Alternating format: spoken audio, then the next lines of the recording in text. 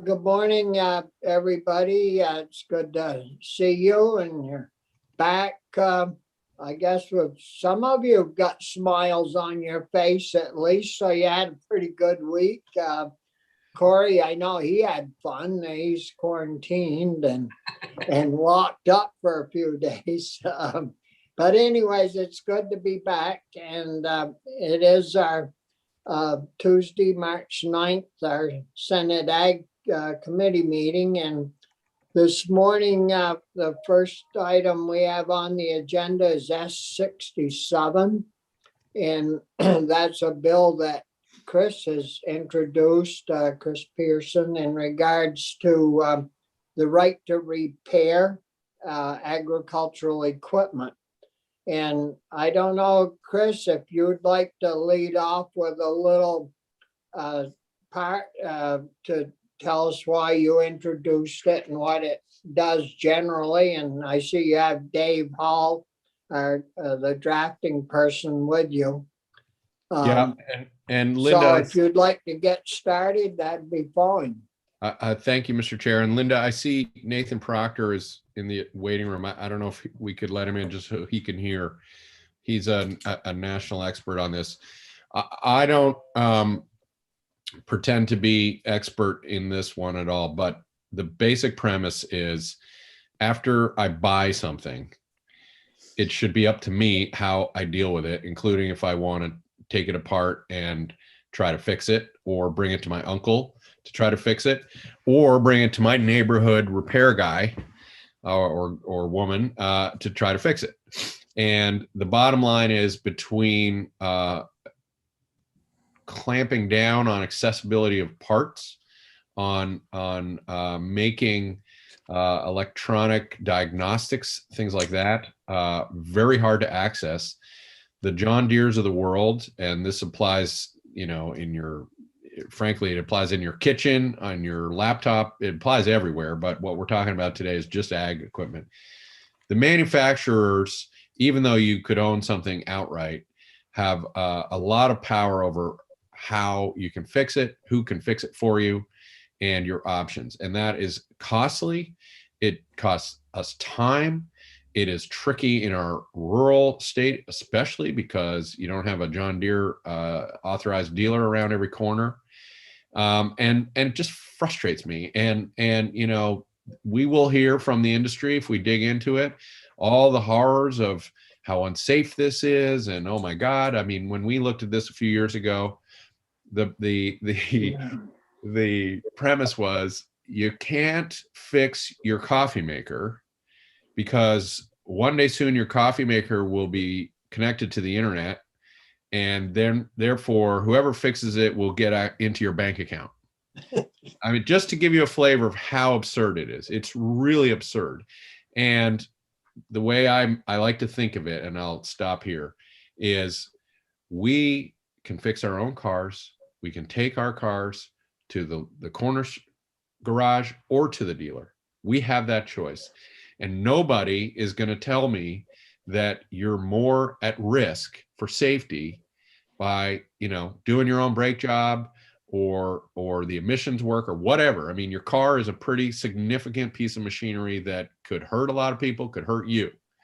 And we are peaceful about that, because the market dictates, if your garage on the corner is no good at this stuff, the market will take care of that. The neighborhood will take care of that. And so when we hear from the industry, I just would ask you to keep that in mind, because really, when outside of the automotive world, what the industry will repeatedly basically say is, you can only take your car to get fixed at the dealer. And that is not a truth that we've accepted. In fact, people have passed laws about it. There have been referendums about it. It's overwhelmingly popular among voters that we have some freedom. And what we're trying to do here, and I hope we'll be able to hear from farmers and others, is give people that flexibility who have the skills to fix their own equipment or to take it to their neighborhood repair, to give them some of that power, make it easy for them to get real parts, maybe the diagnostics, et cetera. So that's what we're trying to do. It's a fascinating issue, cuts a lot across all sorts of political lines, and I appreciate us taking a little time to dig in. Yeah, thank you, Chris.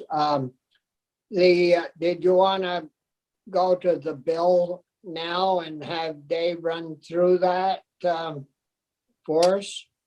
Sure. We also have Nathan Proctor, who is one of the Can experts. you guys hear me? I don't Yes. know. Yeah. Something's froze again. We've actually consistently heard you, Mr. Chair. Sometimes Oh, your video okay. freezes up like that. So the question for committee and for you, Mr. Chair, we have Nathan Proctor who can dig in a little bit about the policy. And I don't know if you want him to go first, and then we'll have the line by line from David Hall or vice versa. I leave that to you, but he's here. I've worked with him a little bit, and we were on an FCC panel number of years ago. He's very knowledgeable, so I'm glad he can take some time to be with us. Well, I just as soon, as long as Dave's got some time, I just as soon, as long as we're talking in general terms, it would be good to hear from Nathan first, and then he can leave if he'd like, and we can move into Dave Hall. Dave, can you be with us for a bit? Yes. Yeah, very good. Thanks, Dave. Well, welcome, Nathan. It's good to have you with us this morning, and you can, I guess, give us a little insight nationally on how this issue is working out. I know we talked a little bit beforehand, and as the farms seem like as they get larger, there's usually a son or a daughter that doesn't really care that much about the animals, but they do get into the machinery end of it and try to keep that all running, and could see where this would certainly help in those cases. But give us your perspective, Nathan. Well, yes, thank you, Chair. I'm so glad to be here. I do have some slides because was going to take about 5 minutes, but there's some it's easier to show some of the tools that we're looking to access and maybe explain a little bit about why there's a problem in the world. But yes, thank you for that introduction. Let me just start sharing because I have share a screen. Yeah, and we have until after 11, Nathan. So I think we have plenty of time. Okay, great. I wanted to leave a lot of time for questions because, I feel like that's the best way to learn stuff, at least for me. So this is actually a picture from the FTC event that Senator Pearson was at down in DC. I'm enumerating 3 things. So I'm the Right to Repair campaign director for US PIRG, which is a national nonprofit with, I work to basically support all the state campaigns that are around the country on this issue, which includes, VPIRG's campaign based here in Boston. Let me just kind of overview. I think Senator Pearson framed this really well, which is like, what is this bill about? And it's about trying to prevent repair monopolies from taking place. Every equipment manufacturer of any kind has a incentive to restrict access to the care and management of that product because they can capture the repair service revenue without competition. Those costs, those margins can go up and up and up, and also they can control the life of the product. And both of these, all these factors are true for agricultural equipment. And I want to start with just, in order to fix something, you need access to just some basic stuff, right? You need to actually have the skills. You need the information, usually found in a manual. You need the tools. Sometimes those are wrenches, but increasingly those tools involve, computer tools now, and you need spare parts. And the solution that we kind of put forward in this bill is really to get access to manuals, tools, which includes these advanced software tools, which are defined in the bill as both diagnostic tools and then embedded software, which I can talk about specifically about ag equipment in a second, and then spare parts. And really, this on ag equipment, the big hurdle is all about tools and embedded software. And an example you can have here is, Walter Schweitzer, who's a farmer in this picture. Walter had something go wrong in his tractor, and it just started like an alarm started going off, and then his tractor would shut down. Then he would turn it off and he would restart it, and it wouldn't happen. But it was happening so often that he couldn't finish haying his fields. And,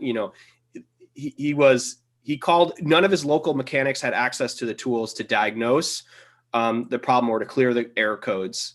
And the dealer, because it was haying season, everybody had their equipment out in the fields, and it was very, very busy. And it took 32 days for the dealer to fix the problem. And it cost him $5,000. Now, the part that was broken was just a broken fuel sensor. And it would have been about $500 parts and labor to get that fixed. But it was impossible to diagnose the problem without John Deere's diagnostic tool. And it was impossible to install a new fuel filter without their basically software installation tool. And that's why these are the problems we're solving with our bill. Right now, instead of inventing technology that's moving farming forward, right? Farmers are doing a massive run on old equipment because it brings their costs down, because all the features that are being added in this new equipment are just making life more difficult for them and making it more expensive to raise food in this country, which seems like, why would they be doing that? And the answer is, because they can control the product better, and it's better for their shareholders. So this, like Senator Pearson said, we've made a lot of progress on automobiles. So in 2012, we had a voter referendum in Massachusetts. It passed 86-14, which, in case you were wondering, much higher percentage of Massachusetts voters than actually own cars. Meanwhile, the Farm Bureau and the Farmers Union nationally, with help from other groups, won an exemption from federal copyright law, basically to hack farm equipment in the course of repair that is now officially legal. And in 2014, this referendum in Massachusetts became a national MOU between the automakers and the aftermarket auto repair businesses, and then road commercial vehicles were added. So basically, if you have like a dump truck or a large piece of commercial road equipment, everything that you were looking for in this bill, you can get, but you can't get it for your off-road equipment. And there's just like a disconnect for mechanics, because this equipment is functionally the same. It's a big diesel engine, it's all heavy equipment. It's all, stuff that has the same safety or, environmental controls. It's just, you can get it for some and you can't get these tools for others. The manufacturers in 2018 agreed to make these increased access to tools available by deadline of January 2021. And the problem is that is really not working out. So I'm just going to talk a little bit about role of software lock. So this is the readout of a modern piece of equipment. You can see it's highly computerized. What you need to do to install a spare part, assuming that the part is connected to the computer network in the tractor, of which is increasingly likely, is probably about half the repairs you can do on a tractor are just mechanical, but increasingly it's like there's very, on the most modern equipment, there's very little that you can do on that equipment without having access to these tools.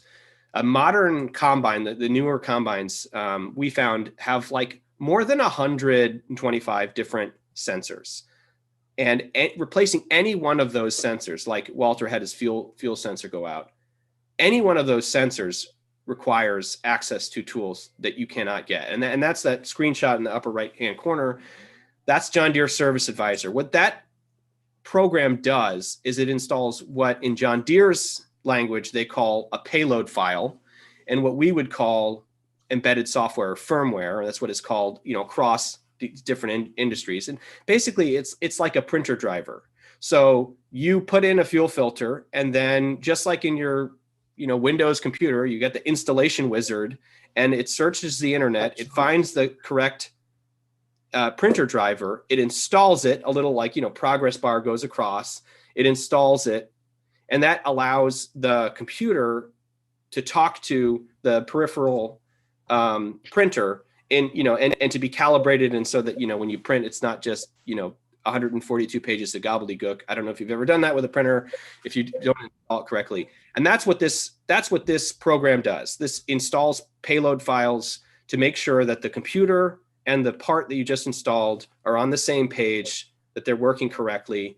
And occasionally you need to also run a separate process, which in John Deere parlance is called the calibration, which is essentially pairing the two computers, the computer and the part, so that their serial numbers are matching in a way that it knows that part is an official part that is approved by John Deere.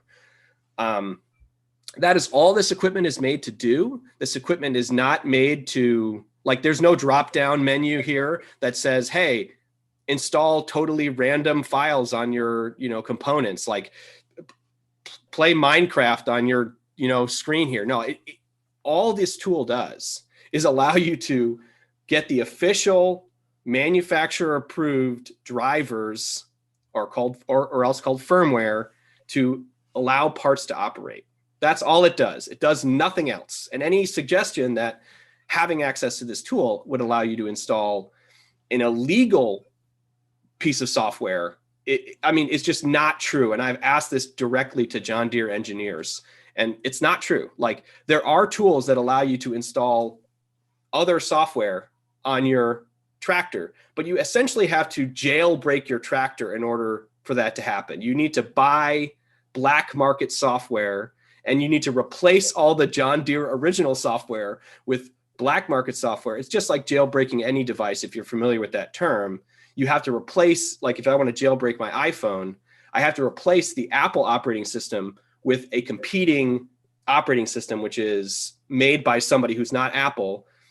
Is very dangerous to do that as a consumer, because anyone who would make this black market version of the phone OS probably is also stealing from me. So the fact that farmers are being forced to, in some cases, in order to like harvest the field, to buy this black market software, I think is very dangerous for farmers. I think that we should be doing everything we can to prevent that from happening, because I don't know who's making this illegal software for them, and I don't know what their intent is, but it's not safe. We should be using John Deere's authorized protected tools as much as we can. And Sorry, go ahead.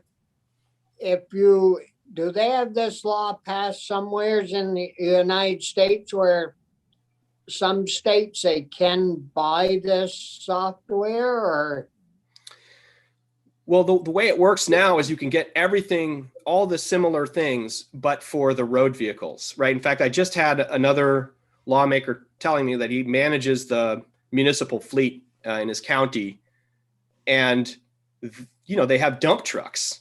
Yeah. And they're the same engines, and they actually call the firmware on those equipment payload files. And he once a year they buy the updated payload file packages from Chevy. And one time they actually didn't have the right file, and they had to take it to the Chevy dealer to get it installed. And it was $75, which to me is shocking. But this is like the power of the free market, right? When the only choice is the dealer, they can charge whatever they want. And so you're paying $1,200 to install a printer driver, which is essentially how it works. But now, because on the automotive side and the commercial vehicle side, because there's an open market, the dealers don't even charge that much, because they know that people can go somewhere else. So it keeps them honest. And I honestly think that, I don't think that the dealerships in Vermont will suffer much under this bill, because the good dealerships will keep all their business, because people who like their dealers and feel like they're getting good level of service will just keep using them. And they have advantages in terms of they have more training, or they have more brand recognition, or they actually sold the equipment. But the problem is when there's no option, things start to go kooky, and you have farmers who are spending $12,000 to fix relatively minor things. I had one farmer reach out to me saying he spent $1,400 to fix a turn signal, which is why I have that picture of a turn signal there. And it was just because he didn't have the payload files or the ability to install them. And so John Deere said they were going to give us all we needed, and we wouldn't need right to repair. This is what happened in 2018. And, you know, I can kind of stop screen sharing here, so I've kind of gone off this. But, and the truth is they didn't provide the ability to calibrate parts or install updated payload files. And so, and it's very, very expensive. So you might pay $10,000 to get access to this tool, and then still some percentage, 25% of the repairs you would need to do, you can't do. So you can imagine how frustrating it would be to spend $200,000 on a piece of equipment, then spend $10,000 on this repair software so that you wouldn't get, you know, your equipment stuck in the field that you couldn't fix, and then only to have, you know, something go wrong with it and to be like, well, no, you can't fix that. That's one of the things that you're not allowed to fix. I think that the only solution from here is to win reforms in the force of law that protect farmers' choice in repair, and that force the manufacturers to come to the table and actually figure out what we can do to let people fix their stuff. And I just don't see, they've been dragging us for such a long time on this issue, and they really haven't. It's really clear that they're not going to give us what we need unless we pass a bill. Yeah. I know. I don't, am I froze again? No. No. Brian? Thank you, Mr. Chair. So Nathan, that was a good presentation. I do have, I think, a question that you haven't, well, you've touched on it. And I'm much more familiar, I should be honest, with Harley Davidson motorcycles, and I know our chair is as well. What has happened in the years since I bought my first one back in 1978 is there has been an uptick of independent sort of people that can work on them. And there's also been a huge expansion of the aftermarket product category. But what you're seemingly indicating here is that what you're after is for someone independent to be able to use John Deere products to fix their equipment.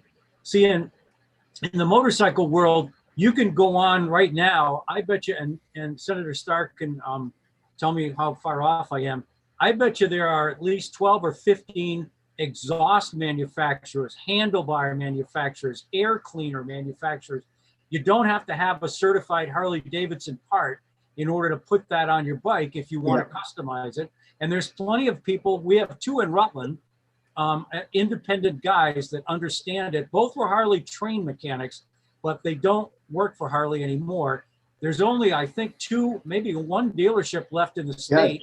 And that's in Barrie. And then I'm on the western part, so I can go to Glens Falls, New York, to if I wanted to see the other guy. And I will be honest, for some major stuff, I'm a little bit more comfortable going to the dealer, but I could change my own oil and put plugs in and all that kind of stuff without resorting to using parts. So how big is the aftermarket product in the agricultural world? That's a great question.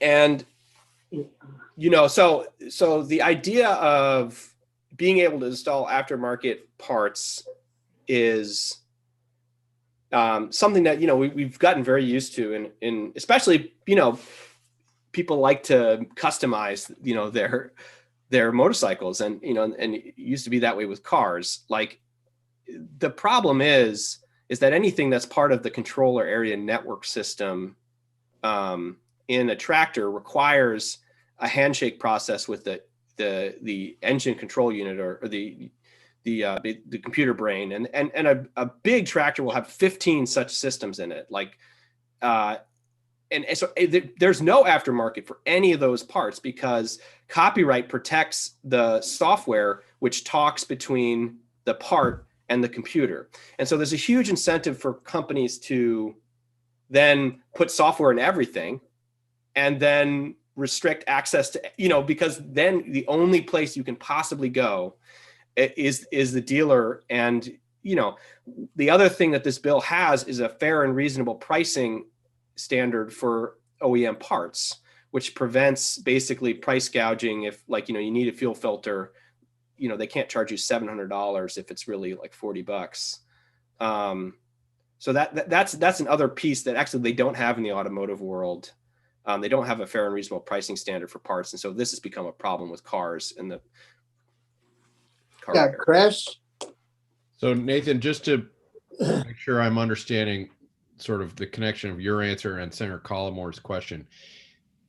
In the Harley universe, we do have more of a right to repair, correct, currently, right? So is it fair to use the example if Senator Collimore replaces his oil filter or a muffler or something, he can do that on the Harley, and he could do that on a tractor. But on the tractor, you also have to put in a piece, you have to nudge the computer to say, hey, you like this new oil filter, computer, feel free to run. So if I draw the parallel out, and correct me if I'm wrong, Senator Collimore could fix it on his tractor, but then he'd have to take the tractor to the dealer, and the dealer would have to make the computer talk to it so that it will actually function. Whereas his Harley is off and running once he's put the filter in there. Is that It's mostly right. And then one clarification is, one, there's obviously a lot of repairs that don't involve, you know, installing a new computerized part. And so really the farmers who they're going along, they're replacing their tires, they're, you know, changing their oil filters or whatever. This is not, the companies could easily, you know, put a computer chip in there so that you couldn't change the oil, but they haven't done that yet. And then they run into some problem, like even the turn signal. This one guy said turn signal. And the headlights now in like BMWs are like so locked in with software, you really can't even change your headlight bulbs outside the dealership anymore.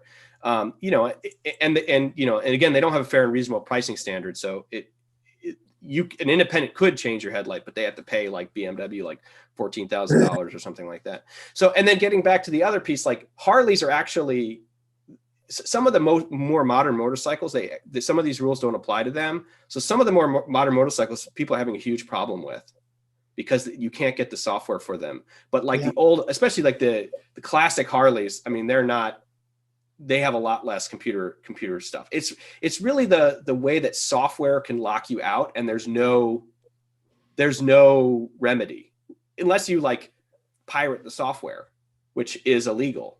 So this is where the problem has kind of crept in, is around the software. That's a good point. I made it my business to buy 2001 Harley, because it was the last year that they manufactured without fuel injection. And if you waited till the next year, then you couldn't change your exhaust system without going back and monkeying with the fuel injection and making sure everything lined up. I mean, I go back to when it was points and plugs, and you could just open your ignition and change your own points and plugs. You didn't have to screw around with a whole bunch of other stuff. So I'm very sympathetic to this, and I think most Vermonters that I know, especially most Vermont farmers, would rather fix their own darn machinery. Well, the big issue is, you know, like the guy that lost the 30 days. Well, a motorbike, if you lose 30 days, well, so be it. You know, you just can't ride it. But that farmer, his crops are sitting out there in the field waiting to get harvested. And sometimes they could even go by and make his crops worth nothing. And so, I mean, they've got a lot to lose if that equipment isn't running. And that's why they have it in the first place, is so they can do their cropping in a timely manner. So, yeah, and then almost all the breakdowns happen in peak seasons, and there's a huge bottlenecking problems at the dealership. Yeah, they don't break if you don't use them. You know, when they're sitting in the storage shed waiting for the next crop to come along, they don't break there. They break when you're using them. I know our big trucks that I run, or my son does now, but that same thing with them. They never break when they're in the shop. It's it on the weekends. It's when they're out on the road if they're gonna break.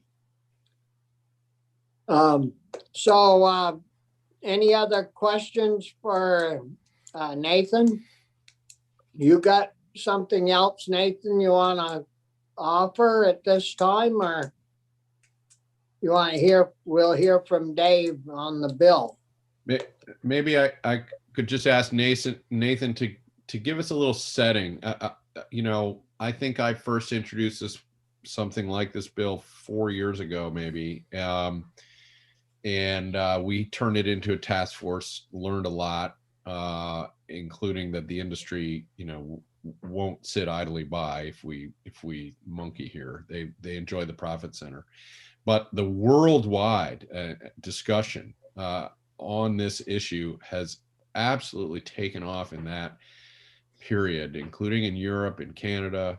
So Nathan, just give us some context for where our little discussion here, if we were in person, we'd be in the tiniest legislative room you've ever seen in the country, I promise you. In our little room here, where does this conversation fit in terms of the dialogue that's happening around the world? Yeah, I mean, it's funny. I'm pretty sure that European farmers can get exactly what this bill is asking for. And in fact, we called all the ag equipment dealers in Vermont and asked them if we could have tools that would allow us to install payload files, et cetera. I think there were 5 John Deere dealers and then 1 Class dealer. And the Class is a company out of Europe. And that was the only dealer who said, yep, we can get that. You just let us know the equipment model number or whatever, and we'll send it to you or whatever. And so, yeah, this is a thing. One, there's it's shocking to me. And about a week ago, the EU right to repair rules on major appliances took effect. And so if you buy an appliance in the EU now, you're required to be able to fix it for 10 years. So they need to make all the parts service information available for 10 years, which actually goes a little bit farther than our bill would, because we don't require the stocking of parts for a certain number of time. The Australian productivity, like the FTC of Australia is doing an investigation. The FTC here did an investigation.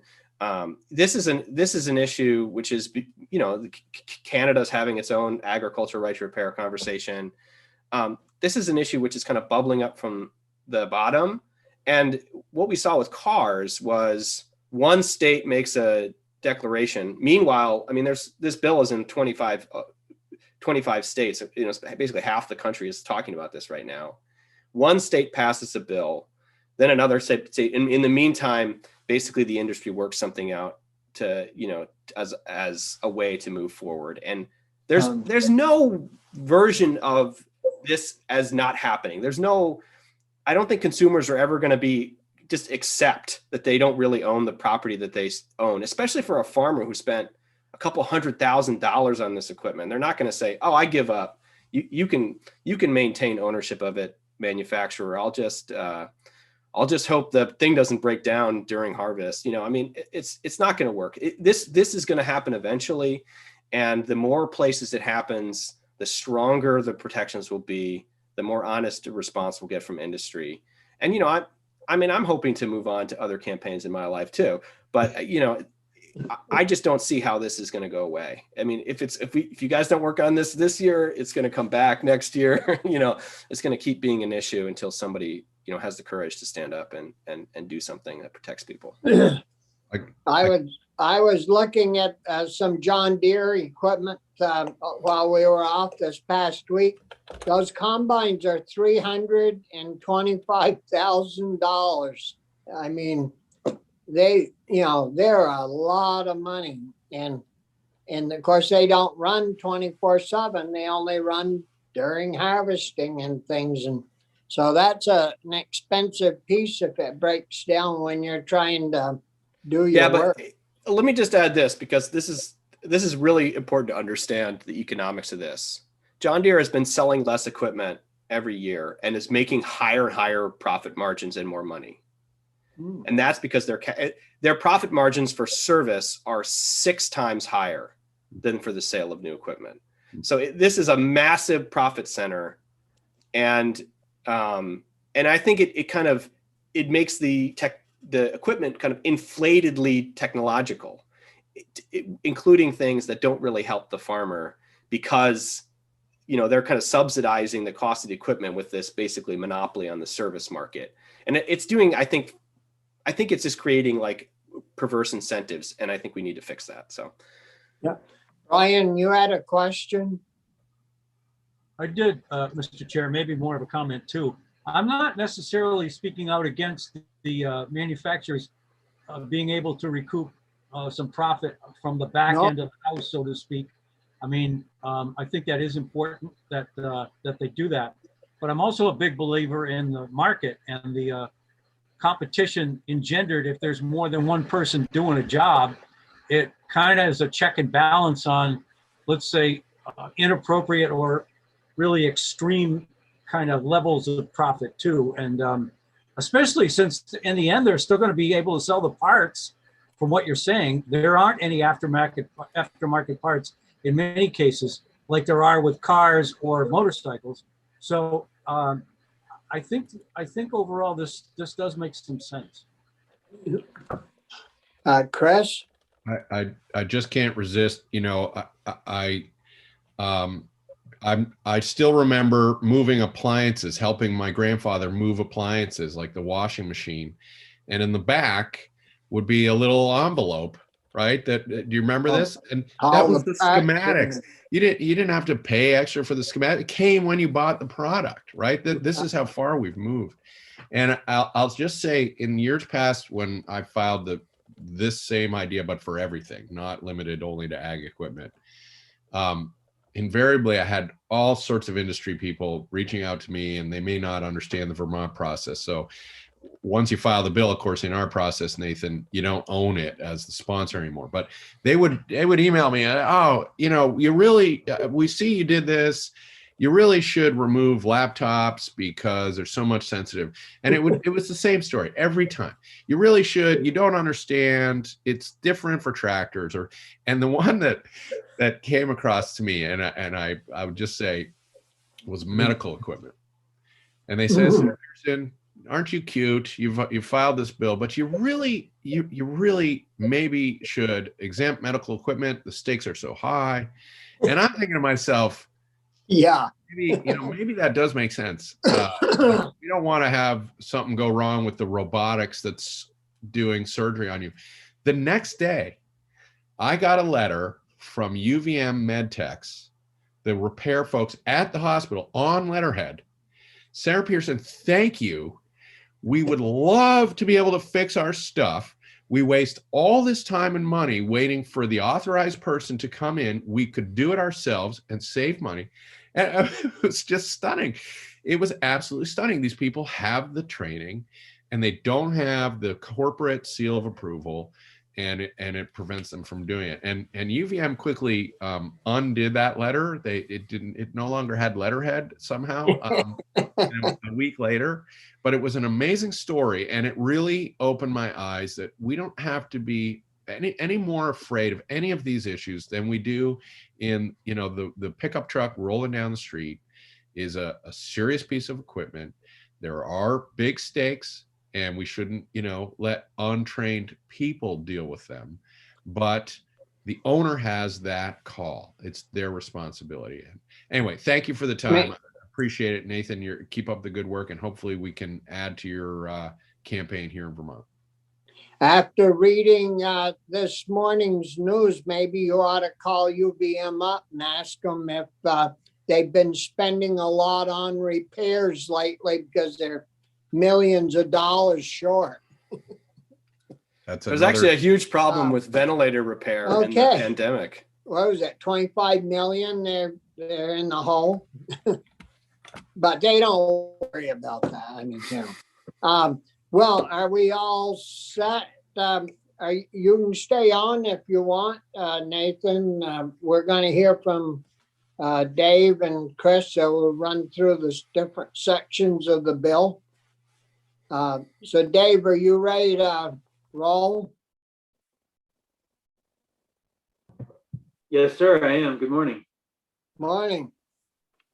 Good to see you all virtually. I'm David Hall, Legislative Counsel, one of your attorneys. You guys all know me. I don't see any new members on this committee. That's good. I staff Commerce and Economic Development. Sometimes that crosses over into agriculture. I have been working on different versions of right to repair bills with Senator Pearson for a number of years, including having staffed the Right to Repair Summer Study Committee, which dealt with other issues, mostly to personal electronics, consumer devices, and stuff like that. This bill is, as your discussion in your committee indicates, is specific to agricultural equipment. And it's a 9-page bill. I think rather than read the thing word for word, which will bog us down tremendously, if you'd like, I'd like to share my screen, pull the language up, and focus on the 3 sort of fundamental requirements the bill imposes. Is that okay? Sure, that'd be fine, Dave. Okay. So you should all, I hope, be seeing S67. Yes? Yeah. Great. I'm gonna expand you on my second screen so I can still see you all, and I have the document up as well. So as I said, I'm gonna pop ahead because we want to get right to the meat of it. There are a lot of definitions which are important, but at this point, more or less self-explanatory. I think what you really want to know is what would this bill do?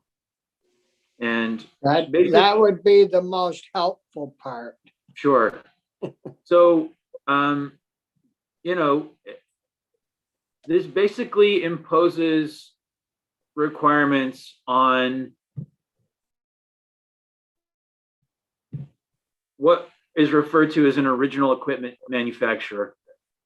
I guess maybe I should disclose for the record, as the chair knows, my family has a dairy farm in Williston and lots of agricultural equipment that sometimes requires repair, but I don't have any direct financial interest in any of that.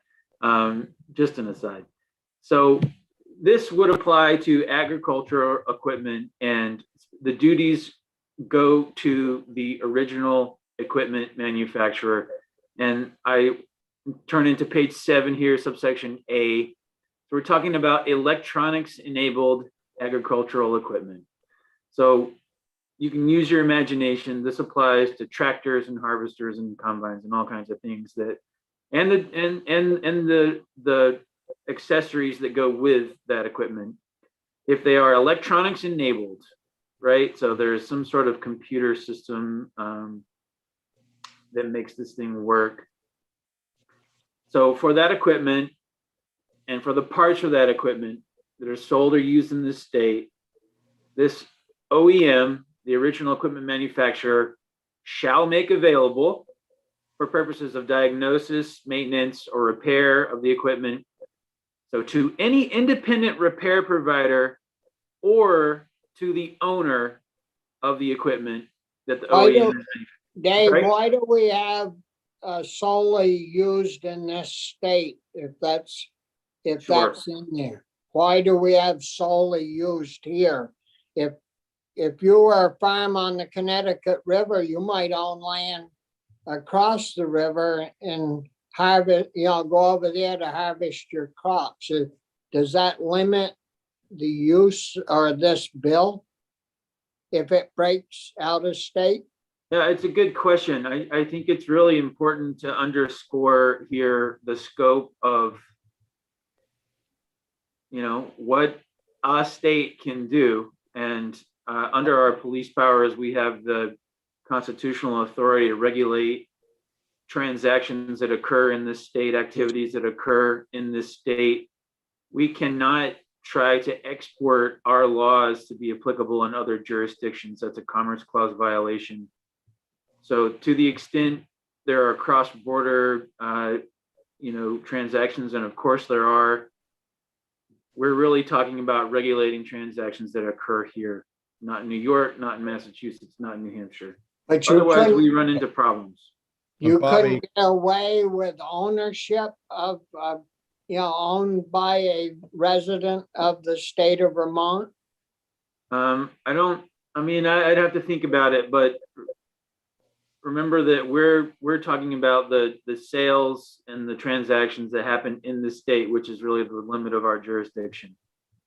But I think the chair thought that it said solely used, but the language says sold or used in this state. I don't know if that is part of the question you're asking, Mr. Chair. Yeah, well, I want to make sure that we can go as far as we can with this and not leave somebody out. But if it's written like you just said, Chris, we should be okay, I would think. Yeah, I apologize if I slurred my words. Page 7, line 2. This applies to equipment that is sold or used in this state. So I have a question about that.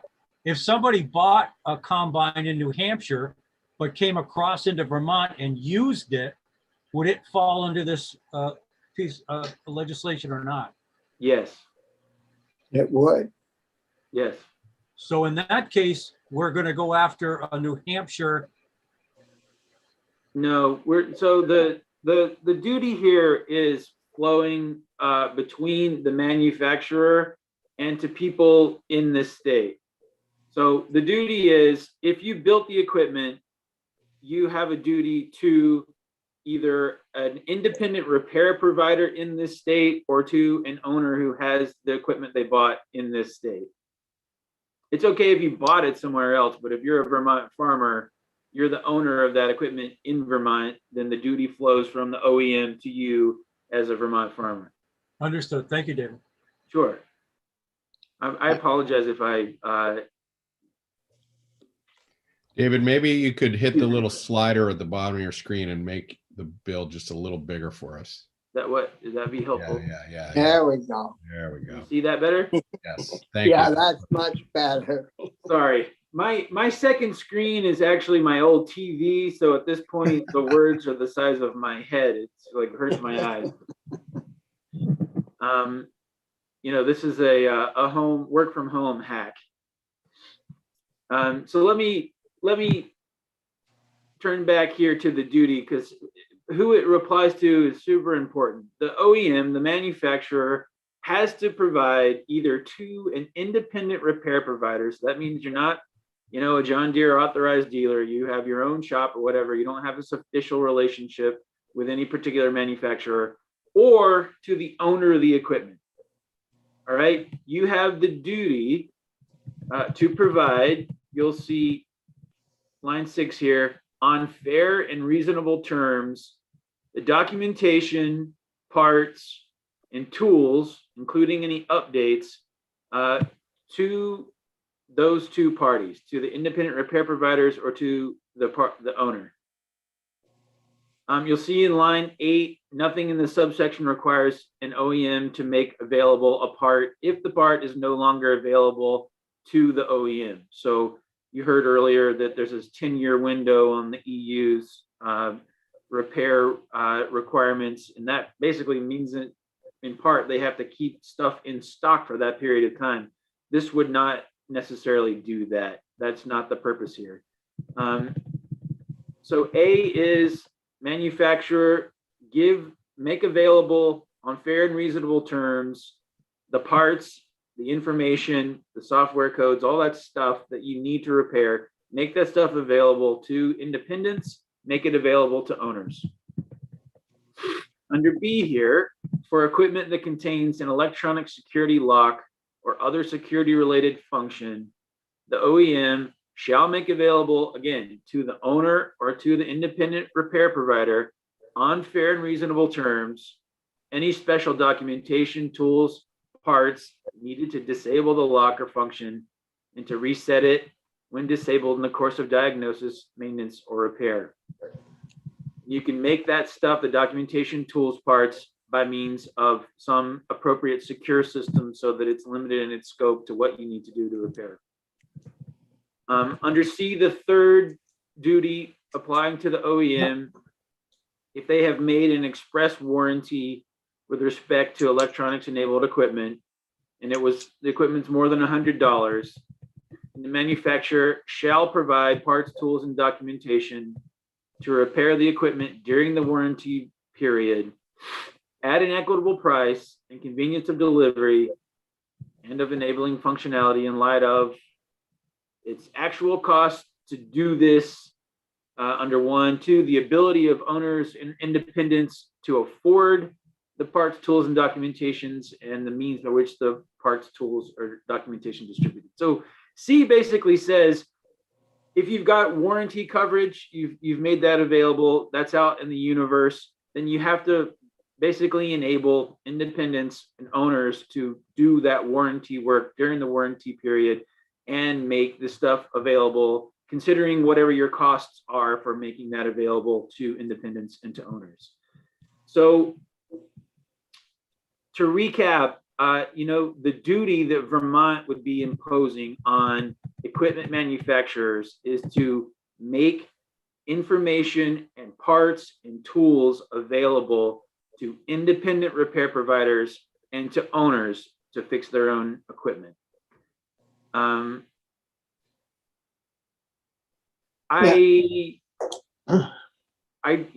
don't know how much more detail you want to get into. There are obviously more details in the definitions. What do we mean by documentation? What do we mean by embedded software? The enforcement mechanism is through the Consumer Protection Act and the AG's office. If you fail to comply with this, you could be subject to enforcement through the CPA. But that's really it. That's the scope of the duty and the parties to whom it applies. Brian? Thank you, Mr. Chair. So David, maybe it's not obvious. My question is, there's a lot of subjective terms here, fair and reasonable, equitable, something that's affordable. Is that part of the, okay, I see the answer's already coming. Well, so fair and reasonable terms is defined, and there are a few subparts to it, depending on what we're talking about specifically, whether it's a part or a tool or other thing. So there's lots of words that yes, go to define what we mean by fair and reasonable. The majority of this bill is definitions. It's about 6 or 7 of the 9 pages. Thank you. And is the burden, is it going to be on the manufacturers, so not on the dealers? Did I see that or hear that? That's correct. So why would our dealers get all hung up on this if this is a service that their manufacturers got to offer to their customers? You'd think they would be happy with that. Well, the dealers are right now the beneficiary because they're the only place you can take your tractor to get it fixed. So I think that's what we'll hear. That's what we've heard in other states. So the question is, when they were monkeying with this similar concept in Massachusetts, I'm sure the auto dealers had the same complaint, and yet they're still in business even while they authorize independent repair. So, It froze up again. It keeps coming back to that same principle of should we spread it around? I think we should, or do we want to keep it in the hands of the dealerships? Well, yeah, I don't know, but like the big trucks, they're all like these farm tractors. Well, if you can diagnose your problem at home, every time we buy a new truck, it's in that deal that if that sucker goes down, they've got to supply us with a truck to take its place.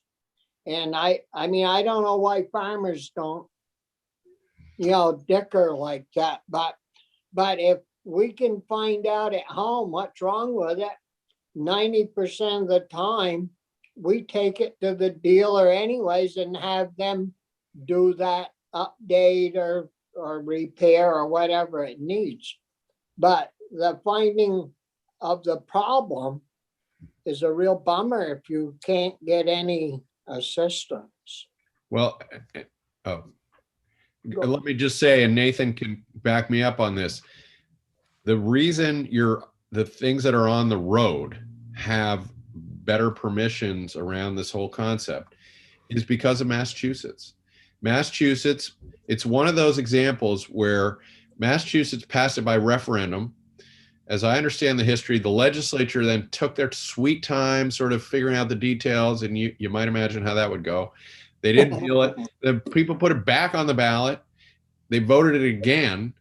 And the industry, all of the manufacturers, this was at a time around 2011, I think, when I would take my Subaru to the dealer or to the garage on the corner, that guy had to have a computer for Subarus, and he had to have one for Hyundai, and he had to have one for Honda, and he had to have one for Toyota, and it was ridiculous. And so none of them had any of them, or maybe they had one or two based on what vehicles were in the neighborhood. After the Massachusetts law, all of the manufacturers, all of them, came together because one state, and they formed an MOU. And as of 2018, every one of our vehicles has a common computer system for this diagnostics. Every one, because of one state's law. And they did it because one state was brave enough to take them on, and it effectively changed the industry across the entire country, maybe more broadly. And so the parallel is really, really powerful here and important, and why I don't let this go, because even if we were to be the only brave state, and a lot of other states are looking at this, we do have the potential to impact far beyond our borders. And exactly what you're saying, that the farmers are not being savvy about the contract when they buy a combine. They do not have that option. When you guys buy a big rig, you have the option because of Massachusetts leading on this issue, I believe. Yeah. Brian? Thank you, Mr. Chair. So just to be fair to everybody, I'd like, if we're going to pursue this, which I think we are, I'd like to hear, I'm trying to recall the guy's name. His last name's Carpenter. He owns Valley. Brian Carpenter. Yeah. So I think it's important that we hear from our local businesses too, our dealers like Champlain Valley. And, he could probably shed some light on how this would affect him and that kind of thing. Well, and the John Deere guy, that was sold here just a few years ago. But they own 4 or 5 dealerships, the John Deere outfit. So we should have them in, and we'll have whoever's selling this equipment here in Vermont, we'll certainly, give them plenty of time to come and deal with us, tell us what's bad about it. Chris, I know you've been working on this, because I do remember when you introduced it before. Was there something specific to farming or agriculture that made you peel off the rest of it and put it on for this session? I like you guys. Okay. I mean, there's 2 things. First of all, the principles apply across the board, so there's nothing special about it that way. But I do think it's intriguing because of this sort of visual of, we know a lot of farms do their own repairs or would like to do more. We know that unlike, your laptop or something, the tractor breaks down in the middle of a field, right? It's not convenient to just throw it in the back of your truck. So there's to me, something intriguing about it. And across the country, there's been increased focus on ag equipment as just as a strategy, I suppose. Maybe a little easier to to look at those because they're so similar to road vehicles. And so it was a combination of those factors, Brian, that just had me digging in here. Okay, thank you. Corey? I just would echo what Senator Collmore said. I'm fairly supportive of the concept here. I just want to make sure, we have an opportunity to hear both sides of the argument and just have them point out any rocks we might not be seeing. But, I think engage them under that principle that we should move this forward, but how do we do it in a way that works for everybody? As best as possible. Well, I didn't hear a word you said, Corey. It was sounded profound, good. Bobby. I don't know what the heck's going on with my hookup today, but it'll cut out on me for some crazy reason. Basically, what he said was I was right.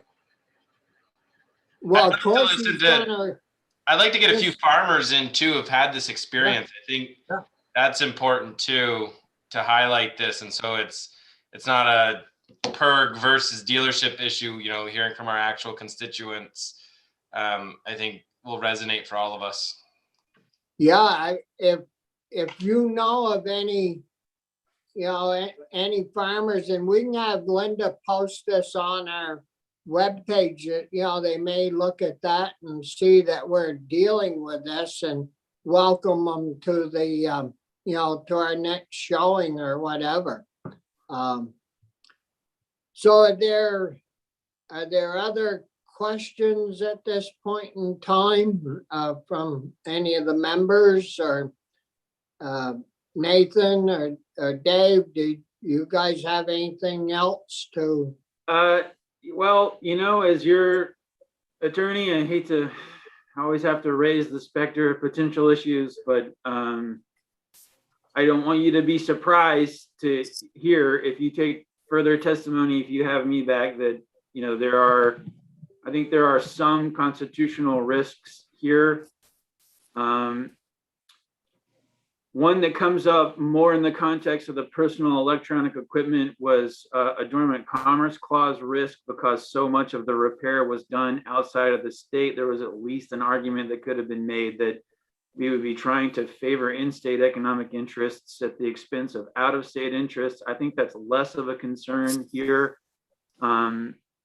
because repairs would, do happen here. For instance, you can only, for certain laptops, you can only have them repaired by mailing them back to the manufacturer out of state. They do their own in-house repairs, and the argument would have gone, we're trying to redirect business to in-state independent repair providers, and that will come at the expense of the out-of-state manufacturer repairers. So I think that is a much lessened, if zeroed out, concern in this context, given the nature of the equipment involved. So if anybody's falling on at home for the history of right to repair, let me check that one off the list.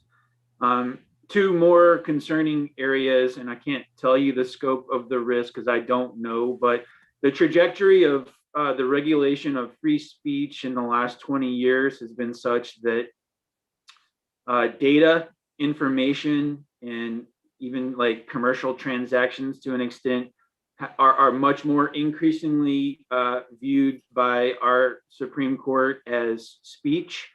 And for instance, in the IMS v. Sorrell case, part of the reason that the state lost that case was that data and information was construed to be protected speech. And when we tried to regulate that, we violated the First Amendment.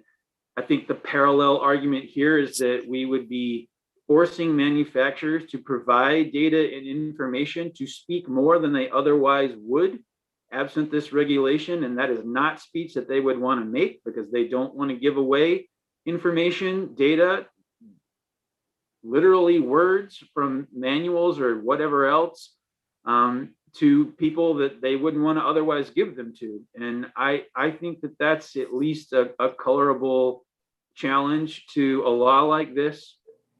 And then the last one is more of a due process / takings concern I might have here. I mean, there are very real economic costs to forcing manufacturers to give away their repair information. The costs will come, That trigger. at least theoretically, to the manufacturers themselves, to the authorized dealers who have these economic relationships set up with the manufacturers and benefit from their position.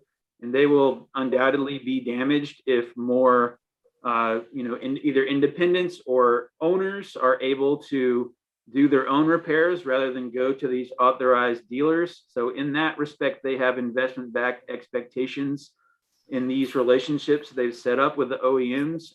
And to the extent the state is damaging those relationships, there's at least an argument, and I'm not giving you, I can't handicap how strong it is, but there's at least the argument that we are taking valuable economic interests away from people with investment-backed expectations. I'm not. let me wrap all that up to say, a number of things. As a state, we have police powers to regulate the public health, safety, and welfare to the extent we want, and only limited by the federal Constitution.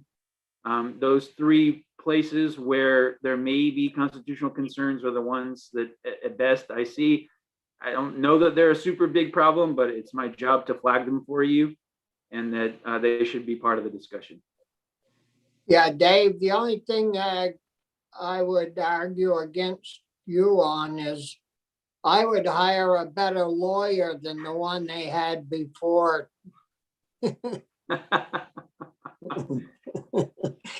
Chris? Just to say, I have been reaching out to TJ's office. They're aware of this bill and promise to dig into it. Whenever I do that, I always want stuff in a few days, and they always need several months, which is good. They're taking it seriously. So just to say,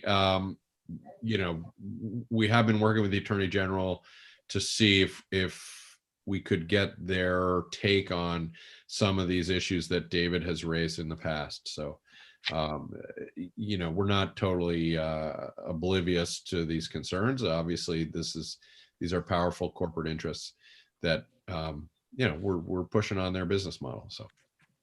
Yeah. Anything else, guys? If not, thank you, Nathan, a lot for being with us for as long as you've been able to stay. That's great. And thank you, Dave, for your presentation. So I guess we'll close our hearing in regards to this bill. The introduction of it is S67, and we'll move on to S83. Anthony? I got to go down the hall to Senate Natural Resources about the chicken bill. Oh yeah, that's right. Yeah. And then Chris will be joining me down there in a little while. So anyway, I'll be back. I don't think it should take too long. What time have you got to be there? Right away, Anthony? Yeah, 11:15. Oh, that's why. Yeah, Michael has to be down there at 11:15 as well. Right. Then what we're going to do, Anthony and Chris, is that all transpired yesterday, kind of in the afternoon. Michael, he was scheduled to be here and run through the bill along with Senator Ingalls. He said that they'd asked him to be there, and I said, well, we're going to get that freaking bill passed. If we're going to get it rolling this year, we got to go when we're invited to be there. So I told Michael to go ahead and present that along with you guys. And I figured we would visit with Russ and he could run through his bill and give us kind of an overview, but officially we'll get Michael back in the next trip. He can be with us and go through that, more formally. So Sure. that's fine. Try to get them to vote that out if you can. I'll do my best. So yeah. I'll probably be back.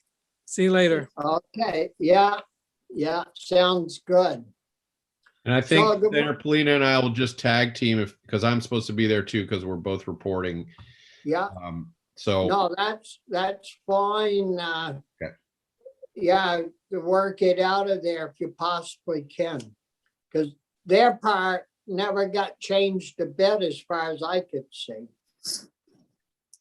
So anyways, welcome Russ to the Ag Committee. Well, thank you very much. Thanks for the yeah. invite. I appreciate it very much. It's an honor to be here. Yeah, glad to have you. And we do have copies of S83, the bill that you put in. And I know you been working with Michael O'Grady on it. And so you want to give us a little overview of how you happen to put it together and little facts and figures, just something general and. Yep. If I Yeah. could, Chair, if I could read a short statement, would that be okay? Any way you want to do it. Thank you. Well, first I want to thank the Senate Ag Committee for hearing S83 and possibly taking it up. I'd like to see something to help these farmers to end the 50-year war that seems to be going on with them since the 70s. We all understand the importance the dairy business is to the state of Vermont. This is hardly, there's hardly an advertisement touting our state that doesn't include an old dairy barn, a silo, a cow, or another farm animal, a stone wall, or a fence, or a freshly baled hayfield with little kids jumping off the bales, or a standing field of corn, or last but not least, an old farmer in overalls. When at one time Vermont had over 35,000 farms, we're now at a precarious low number of between 600 and 700 farms, depending on what we're considering as farms, and that's dropping every year. And why are these numbers dropping? Is it the cost of labor, or machinery, or fuel, energy, feed, too high of taxes? Certainly, all that contributes some. Is there enough consumption? Well, the answer is that why fluid milk is dropped some. Dairy's actually gone up since 2010 to about 653 pounds a person, based on 2019 figures nationwide. Farmers are simply in this position because they're not being paid a fair price for their milk. The world market has huge forces working against dairy that seek to drive the price of milk down to the cheapest price point possible, not worrying whether or not farmers stay in business. This presenter does acknowledge that is something that we cannot control, but what we can control is how much we sell dairy for in our state. What S83 seeks to do is to charge 5 cents for every dairy package that is delivered to a retailer of dairy products. The 5 cents is collected at the wholesale level and is designed not to ring at the register. That money collected will then be dispersed to the Vermont farms that are registered with the state based on the per hundred weight of what they produced, just like they are paid now. While there are many moving parts to this bill that still need to be figured out, this senator has no proprietary or territorial obligations to change to any of it, as long as it does the overall standing of what we asked it to do, and that is to support our farmers and pay them for their milk. S83 is the start in the right direction of doing what its sole purpose is to do that for. I have asked anyone who would listen to me this past year a simple question. If you knew that farmers would be the direct benefactor, would you pay more for dairy? Every person asked has emphatically said yes. I haven't found anybody to say no. We must help our Vermont farmers before the picture of that old dairy farmer in his overalls is just that, a picture of a memory. And that's the gist of where I got. And the formula that I've used on this was the formula that probably one of the highest taxed products that we have in our state, which is gasoline, all those taxes, the consumer isn't aware that they're paying those, what they're even paying for taxes at the pumps. It's collected at the wholesale level. When 10,000 gallons of fuel is delivered to the service station, well, that check gets written and all the taxes are paid, and the state collects their money. And that was something I was hoping to do here. Yeah. I wasn't in favor of calling it a tax, but Michael had said that the only way that it would ever withstand any challenges is for it to be a tax and for that money to be deposited into the general fund. Yeah. I've had a lot of conversations with a lot of different peoples about how we can how this money can be dispersed. I actually had a great conversation with DFA, with Kirsten and Jennifer, and they were concerned about this dairy compact and about creating a whole nother layer of complexity as far as to pay people to administer this money. And it sounded like they would be interested in finding, maybe finding a way that they could actually disperse the money, because they already dispersed the money already. But again, Senator Starr, there's a lot of complexity to this bill, and I'm just trying to get it started down the path of trying to get farmers at a state level to get paid more. Yep. The one question I had, Russ, did you have anything else you wanted to offer? Oh, that's good. No, I just soon have you guys ask some questions, and without Michael here, I'm probably a little bit limited, but I know just enough to be dangerous, but I can get us a good start. Well, we won't ask you any hard ones. We'll save that until Michael comes. Thank you. I appreciate that. One question I had when I just started reading very early on about the 5 cents per package. And the question I have is, if you go and you buy a half a pint of milk or a pint of milk, are you going to pay the 5 cents on that? And then when you go buy the gallon of milk, pay 5 cents on that gallon? Or is it going to be divided up so that on that little purchase you pay less or more on the big purchase? That's one question I had to get us started. The way the bill is written is exactly as you framed it. It would be on all packages, no matter what the price of it is. And the reason we did that is because when dairy is sold, you don't just the stores don't buy a whole ton of butter. They buy so many units, and so they buy the unit prices of it. And it's not that we can't change that, Senator Starr, to be different, but the way we wrote the bill was on each unit or on each package, as we've called it. So yes, that's the way it was meant to be. It's not that we can't work that and change it proportionately to charge more for a higher price. And Corey? Yeah, so my question is probably more of a question for you, Bobby. I have no issues trying to figure out ways to get more money into our dairy farmers' pockets, considering I represent the largest dairy county in New England. But my concern is when it goes to the general. Stop your bragging. You aren't that big. My question is when money goes to the general fund, and you know this best, how can we protect it? My big worry is we do this, it works for a couple of years, and then another program short funded, and you know the folks on appropriations have different priorities than we have, and that money gets used on something else.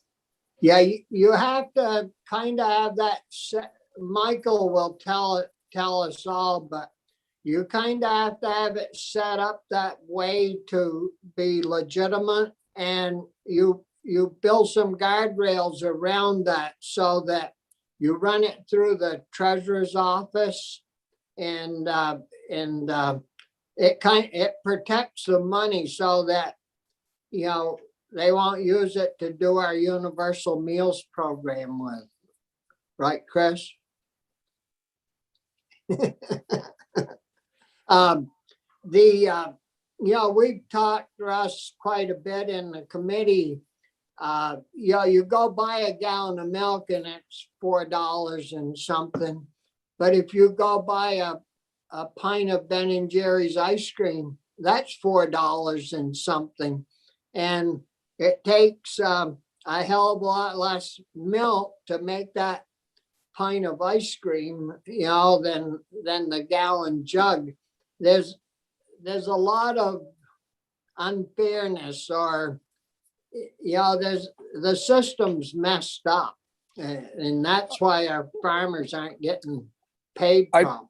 And I just don't think, Senator Starr, that we're going to be able to fight Unilever. We're not going to be able to fight the Chicago Mercantile Exchange. We're not going to be able to fight these large entities who just want to keep their thumbs down and keep those prices suppressed so that those people can make more profit. And I think that this really has to be an effort that is consumer driven within the state. If they knew, I mean, I really would like you folks, just ask the first 10 people you see.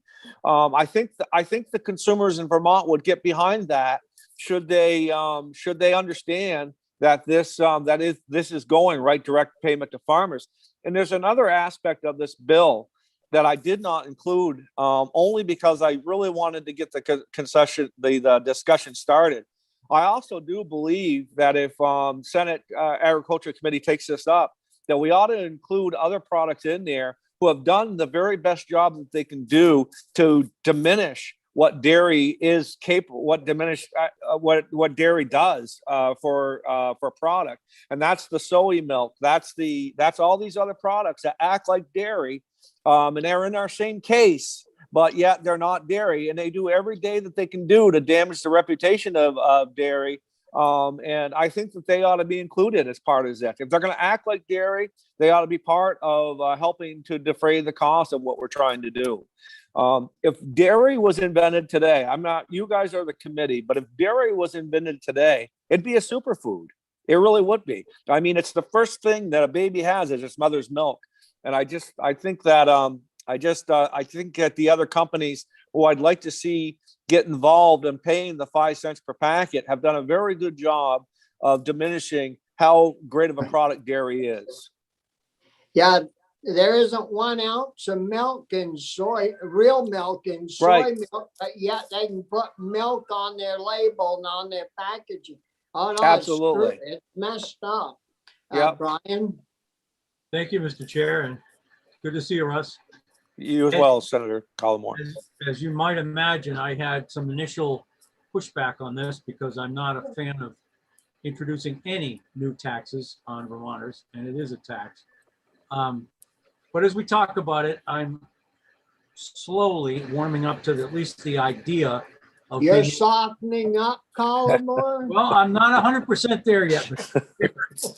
I like the idea, okay, of giving money to the farmers. I have no problem with that. I'm a little also concerned with introducing another layer of bureaucracy on top of all the other stuff we have. The Agency of Ag is involved. The tax department's going to be involved. And I just wonder how much of that nickel. That trigger. See, my thing shut right off for some reason. Bobby, you're still on. I'd mute. We got you. I don't think he realizes we just heard that. Okay, now he's frozen anyway. How much of that nickel is actually going to go in the pocket of Mr. Farmer? That is the complexity of where I'm at as well. And that's when I talked to DFA. I initially wanted to, I initially wanted, as I was penning this bill out and trying to get it out there, to make it kind of mandatory that the people who are already paying the farmers would administer these dollars. They've already have the structure. They already have, they don't have to charge any more to do this because they already have the people in place to do it. And when talking with DFA, now I didn't get a commitment from them, but they were nodding their head in the right direction. They seemed to be that they would be in favor of helping out with that, and that would be the way that I would like to see it go. Again, you know, I had to do with what Michael had said to keep us in compliance as far as within the law of the land. And if Michael was here, he could he could help us out a little bit more. But again, I don't have any. I want as much of that 5 cents to go back to the farmer as we can, and any way that could be scrubbed to make sure that it's there, I'm fine with that, especially if it's the overall plan of just putting that money in the farmer's pocket.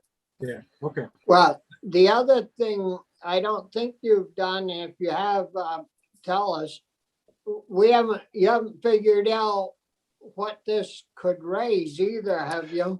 Well, the Joint Fiscal Office has gotten back to me and they admitted that they are just, it's purely an estimate. They just have really struggled as far as to where this would be. And I mean, they're just dancing all over the place. And if in fairness to them, it's just a hard thing to figure it out. But they've come up with just an initial, very conservative estimate. They've come up with a $4.4 million per year, an estimate on it, which isn't enough. We know that's not enough.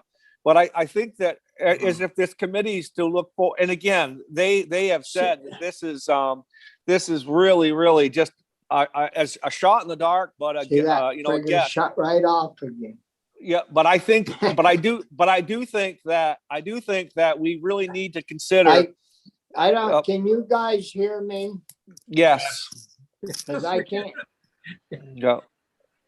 I do think that as moving forward, as far as to the folks in the committee that can hear me, that we really need to look at broadening the revenue of that, and not necessarily charging the real dairy. I'm sorry, Senator Starr.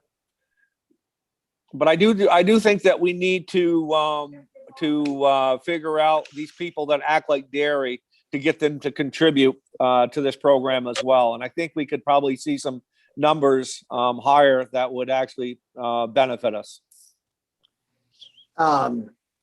See, as I said earlier, Russ, we've done some work on dairy. We do know that how much milk we produce in Vermont, and we know how much milk is utilized in Vermont, which is up towards 64%. But what we don't know is how much of that 63 or 64% stays here, gets distributed to our stores, or like Ben and Jerry's, Cabot cheese, all those items get loaded on a truck and shipped nationwide. And if we could capture that market, then we would be talking some real dollars. And we probably have as much coming back into our, well, I shouldn't say as much, but we probably have a fair share amount of milk from Maine, Massachusetts, and New York coming back into Vermont, being retailed here as well. I do, and you guys probably know this better than I, but I do understand that 60% of our fluid milk heads to the Boston market. And so we're not going to be able to, at this point in time, we're not going to be able to capture any of that money. It'd be nice if we could, but this bill, the way it was written, was certainly intended to every package sold in the state of Vermont, no matter where the milk came from. And that's why I did it at the wholesale level, so we could track that. It's pretty easy to track an invoice when they deliver 5,000 pounds of milk to Price Chopper as unit prices, and it's pretty easy to track that. It's just been hard, as the Joint Fiscal Office has said. It's hard because they never really had a way to track how many units get sold in the stores. So certainly a lot of work left to do here. Yeah, and I don't know if, the ag department should have some numbers on that. They send inspectors to the store and all that. But we do know that we have Booth Brothers that bottles Hood Milk and Booth Brothers Milk, and then we have Monument Farms. But we also know that all the school lunch milk has to come in from out of state Exactly. and delivered to the schools because nobody wants to package those little half pint deals. And we've got work ahead of us, I think, but it shines a little bit of light on the issue, and that at least we're thinking about trying to help. Bobby, at the very least, I'd love to tax soy milk and give that to the dairy farm. Oh, Absolutely. I mean, oh, I no, think don't I think we worry, should. We'll tack that trash on. Yeah. I mean, if they're riding on the coat backs of farmers, or especially our Vermont farmers, they should be part of that tax. They really should be. And that artificial cheese that comes in, I think Yeah. Kraft makes. Yeah. Brian, you had a question? Yeah, I just kind of, I'm wondering, I think I know the answer, Russ, but I'm sure Michael, it's the Interstate Commerce Clause, I think, that would prevent us from charging down into Massachusetts and other states, and I understand that. Yeah. But I'm wondering, what would prevent us from going to Ben and Jerry's directly and getting a nickel from them while it's still in Vermont before it's retailed out of state? I mean, that would be up to them to figure out their own procedure for recouping that, I guess, right?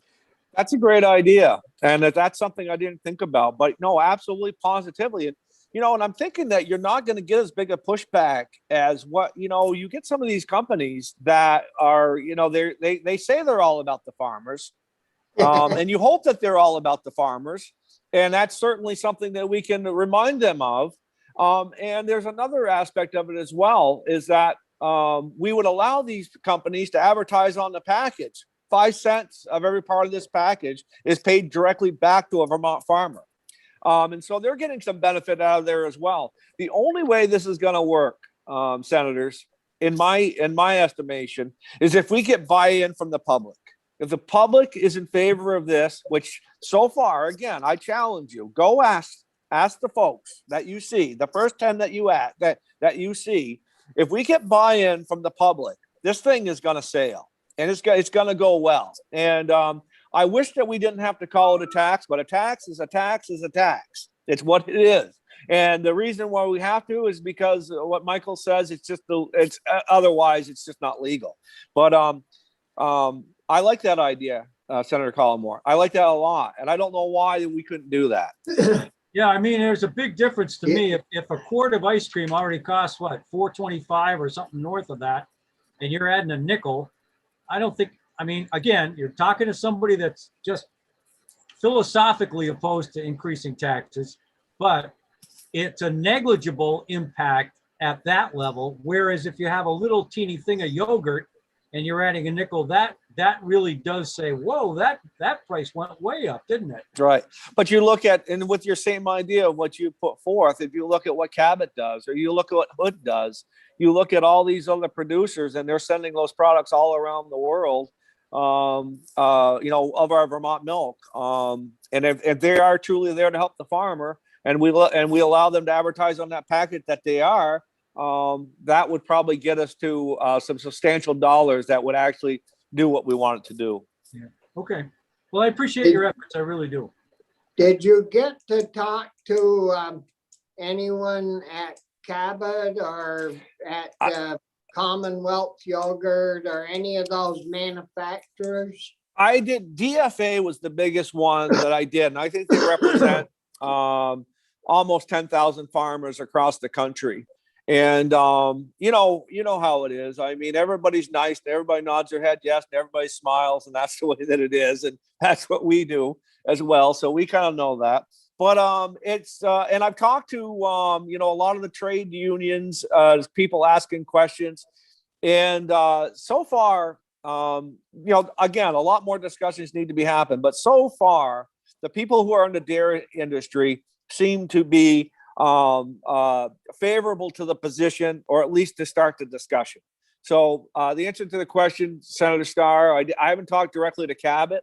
I've talked to a lot of the lobbyists, and they all seem that this is a discussion that they're willing to have and would like to see it move forward. See, like on cheese, we know, from past history that like Vermont cheese, Vermont milk, they can make 11 pounds of cheese out of 100 pounds of milk. And so you take those little packages that most of us buy at the local store, and they weigh a few ounces, I don't know, 3 or 4 Yep. ounces or whatever. You can pretty much figure out what, they sell for $3.50.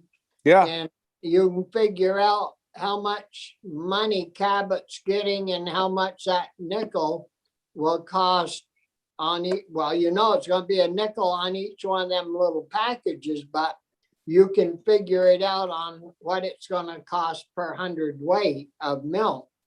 And the ice cream is a little more tricky because they make a mix that they make the ice cream out of, and who knows how much how much milk goes into the mix to make how many pints of ice cream.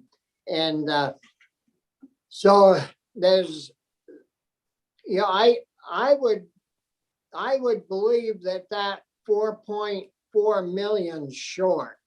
I would believe it would be too, Senator Starr. It's the best that we could do with what the Joint Fiscal Office could come up with. But I would definitely believe that was short, especially if we could go with Senator Calamine's recommendation of going and trying to get those packages before they leave the state. You go to Florida and you go to every store in Florida, there's Vermont dairy product down there, just like there is in all 50 states and a lot of different countries. If we could get them to buy in, the real thing is we got to get buy-in from the public on this. That's what I think that's what will make it work. Now, did you figure that the money would get divided amongst each farm on an equal basis, or divided with each farm on a percentage of the milk that they produced against the whole? Yes, I did it. Initially wrote the bill that they would get paid the same way that they get paid on their product now, per 100 weight. And there would be a formula that they would use. The monies would be we'd figure out how much money we collected, how much milk was produced in the state, and then pay them just like DFA pays their farmers, or Cabot pays their farmers, or Agrimart pays their farmers, paid on that percentage weight per 100 weight of milk. But again, if this is in your committee and you folks take this up the way that it's best seen, it's what you guys do. You guys do this every day. I don't have any territorial or proprietorship of any ideas that you come up with, as long as it just benefits what the farmers pay them for the milk. That's all we ask. Yeah. See, if you did it by the farm, there's roughly 600, give or take. Some days we're under 6 and some days I hear over. But if you did 600 at $7,000 each, I think if you multiplied that out, it would come to $4.some million. And 7,000 isn't anything to sneeze at. No, it especially isn't. For our small guys, that would really make a difference for them. But can you imagine what it would do if we could include those other fake products that are acting like dairy, and we got this number right, and we got that number to 28 million? or we got it Oh, to 30 hell, million. yeah. I mean, can you imagine what it would do? I mean, the goal with the state, the minute that I introduced this bill, Secretary Anson Tebbets asked to meet with me, and I met with him the next day, and they seemed pretty warm to the idea as well. But if we could get this so that these farmers, when instead of seeing $12 a hundred milk, their low point would be 18, which is still too low for them to survive, but it's a lot better than 11 or $12 a hundred. I mean, if we could use this as a mechanism so that even during the lowest price of milk, they're not down that 11, 12 range, where we know that they're just hanging on for dear life. What a difference it would make. And then maybe, possibly, we could see these some more 80 cow farms come into play, some 50 cow farms, some 80 cow farms. You don't have to go very far up into Canada to see some very nice operations up there. Yeah. And another point that was made to me as well, when I was talking to, I've talked to everybody about this, is that how beautiful of a state Vermont is. And a lot of that can be attributed to the dairy farmer. And I'll tell you why.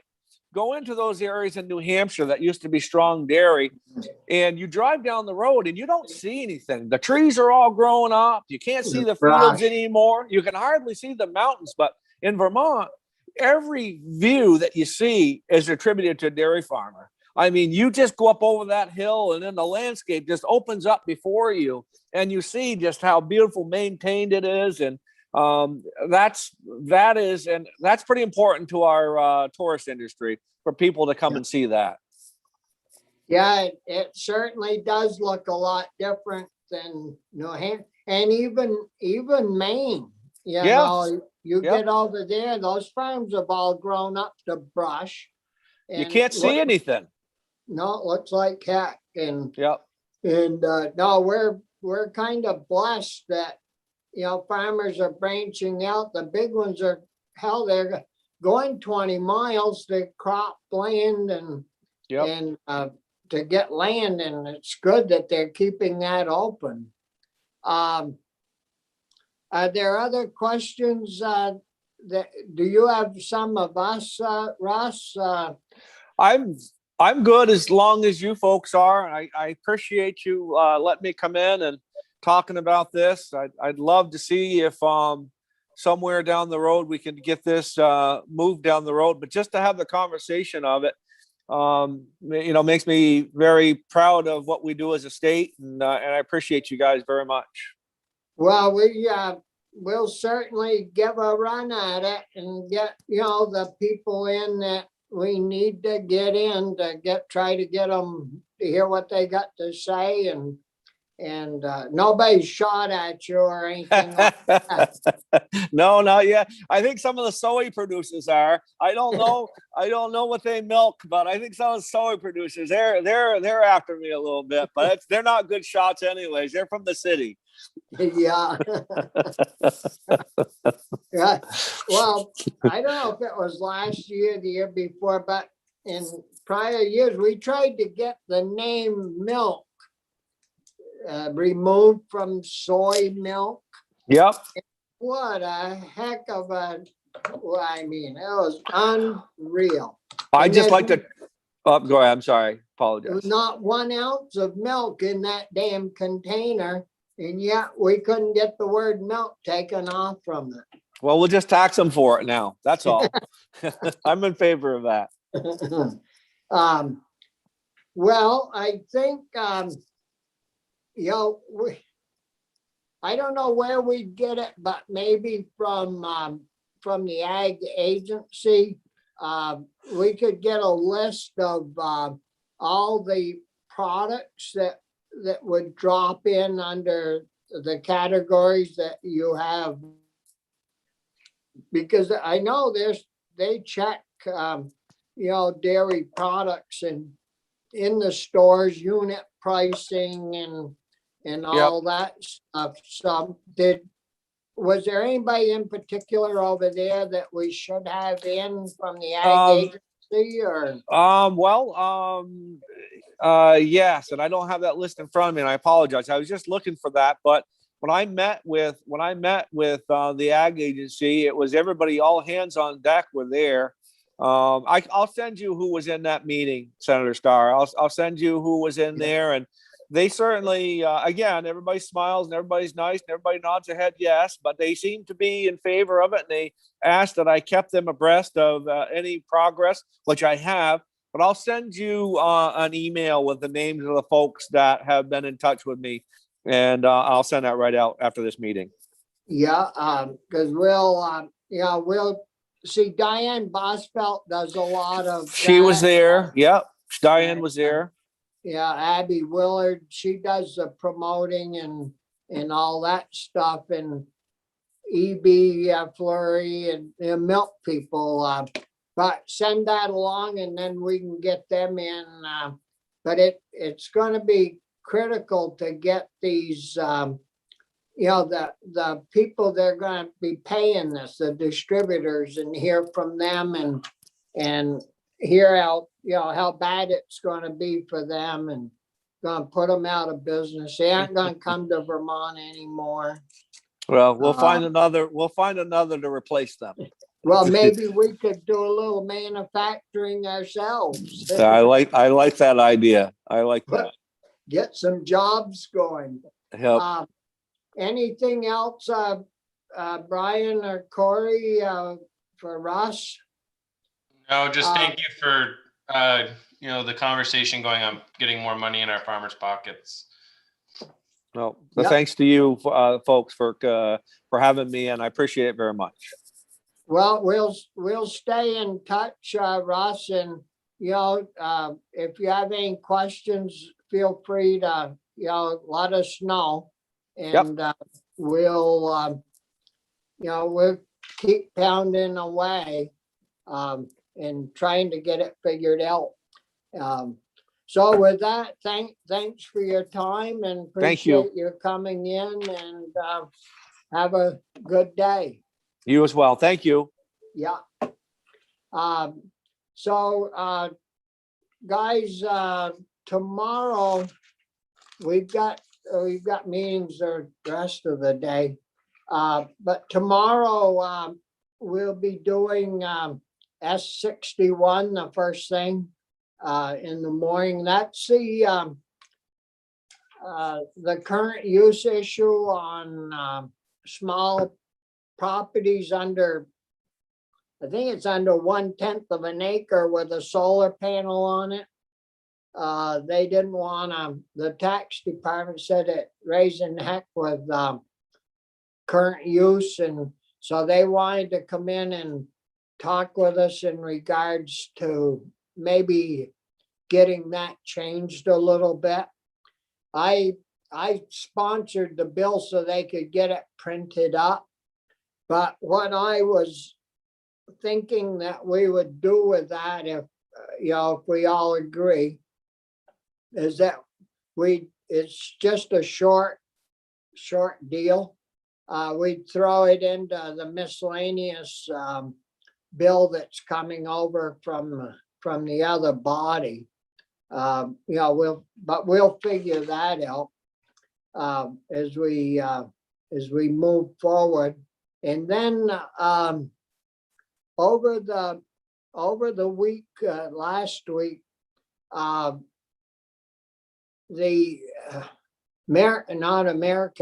Maple Grove Company in St. Johnsbury, the ag agency did some testing over there, their products, which they do off and on, and they said that they had some product that didn't meet met national standards, but didn't meet state standards. And of course, Maple Grove called Jane and Joe right up and I know what the heck was going on. And so hopefully, as Kristen Haas, that's under her jurisdiction. She'll be in I hope tomorrow, and we can kind of drill down on that issue and find out, why are our standards higher? Or she can't come, but she'll come. Linda just sent me a little note. She'll be Thursday, she'll come. But why are our standards higher? Where did that higher standard come from? When did we do it? How much higher is it than the national? And see if there's some way we can get something, some compromise worked out where it doesn't screw Maple Grove all up, but yet at the same time, it doesn't screw our quality of maple syrup up. So that'll be coming, and I mean, we're in good shape with our bills if we can just get the two, one out of ed and the other one out of natural resources. I think we're fine down in appropriations for Ryan Patch's money. I think we're gonna, add that in, okay. And I don't know, we had something else down there that, I don't know if it was Gus's money or there was something else down there, but we've already talked about it to some extent. And that all looks pretty positive. So unless you guys got something else, I think we're in pretty good shape. I'm all set. Yep. Corey, Oh, I'm good, thanks. enjoy being home alone. You ought to watch that show. Maybe you could do some tricks on somebody. Home Alone, Well, good luck to you. That's one of my son's favorite movies. He loves that movie, which means Pretty he's funny. probably gonna be a troublemaker. Yeah. So we'll Well, see you at 1 o'clock.